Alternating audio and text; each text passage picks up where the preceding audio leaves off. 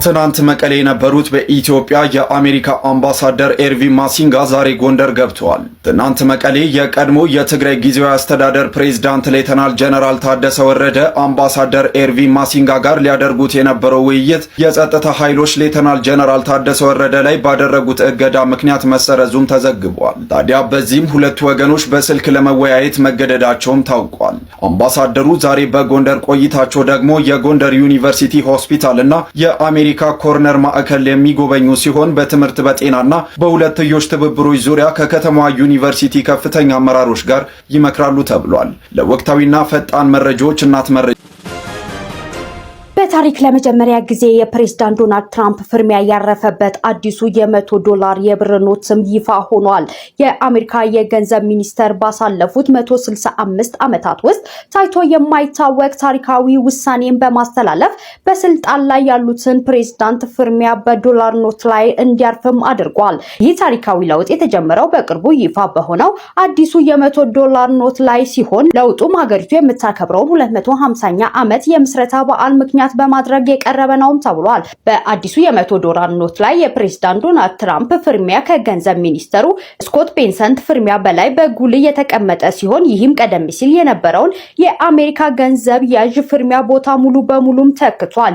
ይሁን እንጂ በኖቱ ላይ በሚገኙ የቤንጃሚን ምስል ላይ ምንም አይነት ለውጥ አልተደረገም። ምክንያቱም የአሜሪካ ሕግ በህይወት ያሉ ሰዎችን ምስል በገንዘብ ላይ ማተብ በጥብቅ ስለሚከለከል ነውም ተብሏል። ይህንን አዲስ መልክ የያዘው የዶላር ኖት የመጀመሪያ ገጽታው ፕሬዝዳንት ዶናልድ ትራምፕ እንደ አውሮፓውያኑ አቆጣጠር ጁላይ 3 2026 በራሳቸው የማህበራዊ ገጽ ወይም ትሩዝ ሶሻል ላይ በይፋ አጋርተዋል። በአሁኑ ወቅት የአሜሪካ የገንዘብ ህትመት ቢሮ አዲሱን የህትመት ፕሌቶች እያዘጋጀ ሲሆን አዲሱ $100 ኖት በቅርቡ በስፋት ተሰራጭቶ ወደ ገበያ እንደሚገባም ይጠበቃል ተብሏል። እዚህ ሰዓት እጅግ በጣም ታምራ የተባለ ሰበር ዜና ተሰምቷል። ለበርካታ ዓመታት መናገር የማይችለው ወጣት በጋብቻው ቀን ቤተክርስቲያን ውስጥ መናገር ቻለ። ይህንን ቪዲዮ የምሰራላችሁ የማይመች ቦታ ውስጥ ሆኜ ነው። ነገር ግን የእግዚአብሔርን ድንቅ ታምርና የሰው ልጅን ትዕግስት ስመለከት ዝም ብዬ ማለፍ አልቻልኩም። እንደዚህችም አይነት ሴት አለች። ይህ ወጣት ከዚህ በፊት ሳይክል ተወዳዳሪ የነበረ ሲሆን በአጋጣሚ አደጋ ይደርስበትና ሰውነቱ ፓራላይዝድ ይሆናል። መንቀሳቀሰውም በዊልቸር ነበር። መናገር አይችልም ነበር። ዛሬ ላይ በስርዓተ ተክሊል ያገባችው ልጅም ልጁን ያወቀችው አደጋ በደረሰበት ወቅት ነበር። ፍውቃቸው ወደ ፍቅር አድጎ ከህመሙ እንኳን ሙሉ ለሙሉ ሳያገግም በትዳር ለዛውን በስርዓተ ተክሊል ተጋብቷል። ለብዙ ዘመን በፍቅር አብረው የኖሩ ነገር ግን አደጋ ሲደርስበት ወይም ችግር ውስጥ ሲገባ ጥለው የሚሄዱ ባሉበት ጊዜ እንደዚች አይነት ሴት መገኘቱ እውነተኛ ፍቅር እንዳለ ማሳያ ነው። የሚገርመው ነገር ደግሞ ይህ ልጅ መናገር አይችልም። ቤተክርስቲያን ውስጥ ቃለ መሐላ በሚፈጽምበት ወቅት ግን መናገር ችሏል። ለብዙ ጊዜ መናገር ያልቻለ ነገር ግን ቃለ መሐላ ሲፈጽም መናገር መቻሉ በራሱ የእምነታቸውን ጥንካሬና የእግዚአብሔርን ድንቅ ስራ ያሳያል። ወቅታዊ ታማኝና ፈጣን መረጃ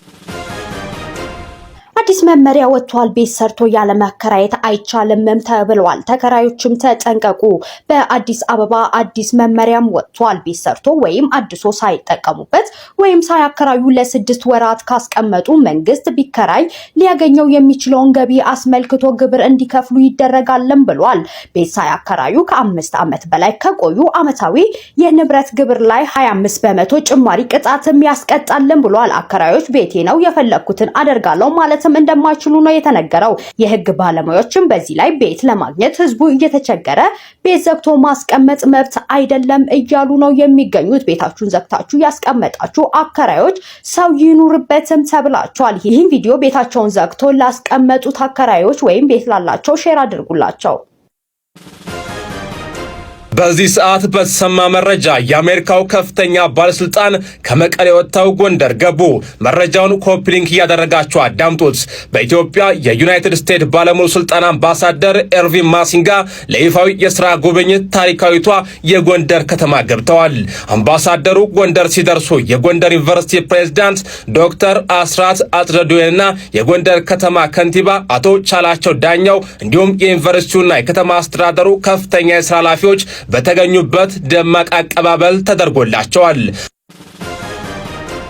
Imagine you made a design so good በዓለም ዙሪያ ያሉ ሰዎች ጠቅላላ የእናንተን ዲዛይን ኮፒ ያደርጉ እናንተን ለማጥቃት ሲጠቀሙበት። Meet the Shahed 136 ሻሂድ 136 የተባለው የኢራን the most effective ከሚባሉ አጥፎ ጠፊ ድሮኖች መካከል አንደኛው ነው። ማለት the design was so perfect የሚገርም ዲዛይን ከመሳታቸው የተነሳ ጸዴ ዲዛይን ከመሳታቸው የተነሳ indestructible ዲዛይን or ደግሞ ረጅም ጊዜ የሚቆይ ዲዛይን ከመሳታቸው የተነሳ በዓለም ዙሪያ የሚገኙ ሜጀር ፓወሮች የእነሱን ዲዛይን ኮፒ ያደርጉን እንግዲህ በአሁን ሰዓት ላይ በእነሱ ፍሊት ውስጥ እያካተቱት የሚገኙ ረጅም ሬንጅ አለው or ደግሞ ረጅም ርቀት ተጉዞ የምትፈልጉት ታርጌት ላይ መድረስ ይችላልላችኋል የምትመለከቱት ማለት ነው።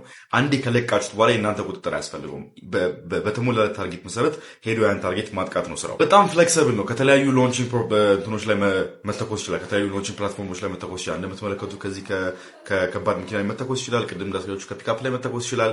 ከመሬት ላይ ሎንች መደረግ ይችላል። ካታፑልት ሎንች it is so versatile የሆኑ ብዙ ሎንች ሜትሮች አሉ። በጣም ዲዛይኑ በጣም የሚገርም ዲዛይን ከመሆኑ የተነሳ ሩሲያ መጀመሪያ ኮፒ ያደረገችው ሩሲያ ነበረች። እንደምትመለከቱት ጌራንቱ በማለት ራሱን ዲዛይኑን ወስዳ ራሷ እንትን ብላ ሞዲፋይ አድርጋ በራሷ እንዲመቻት አድርጋ ማለት ነው። እንደምትመለከቱት በጥቁር ከለር ጌራንቱ በማለት ሰርተዋለች። አሁን ደግሞ አሜሪካ ሉካስ 2 በማለት እንግዲህ የራሷን ዲዛይን አምጥታለች ከሻሂድ በመነሳት ማለት ነው። እንደምታዩት ነው በጣም አይደንቲካል ነው። ኦልሞስት 100% ማለት በሚቻል ደረጃ በጣም አይደንቲካል ነው። ኢቭን ሞተር ሳይቀር እነዚህ ሜካኒዝሞቹ የክንፉን የፍላፑን የሚያደርጉለት ምናምን ሳይቀር ብቻ ብዙ ጠቅላላ አብዛኛው ነገር ተሰይም ነው። ይሄ እዚህ ጋር የምትመለከቱት ጫፉ ከዚህ ከመስመሩ ወደ ፊት ለፊት ያለው እዛ ዋር ሄዶ ደግሞ ፈንጁ ሲጋጭ ቦታው ላይ ፍንዳታ የሚፈጥረውና የምርዳም ሊደርሰው የሚችለው ነው።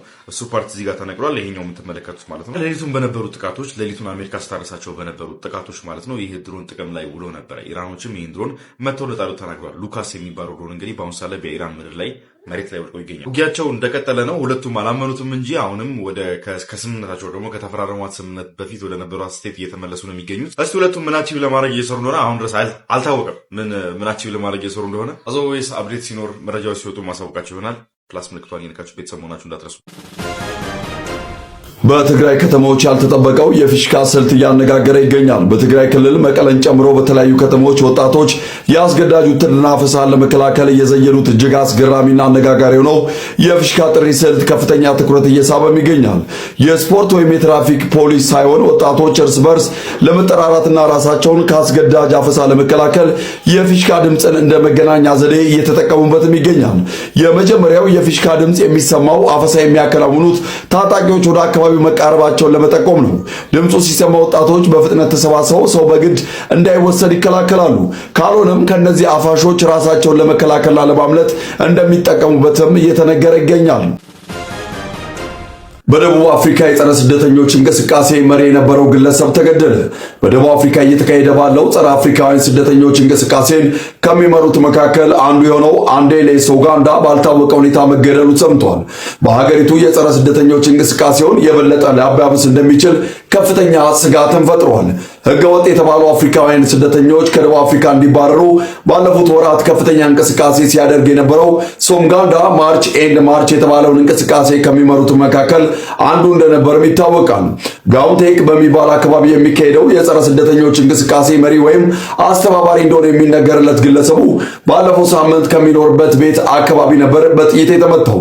ቢቢሲ ግለሰብ ከጥቃቱ በኋላ ሆስፒታል ለበርካታ ቀናት ቢቆይም ህይወቱ መትረፍ ሳይችል በዛው እንዳሸለበም ተናግሯል።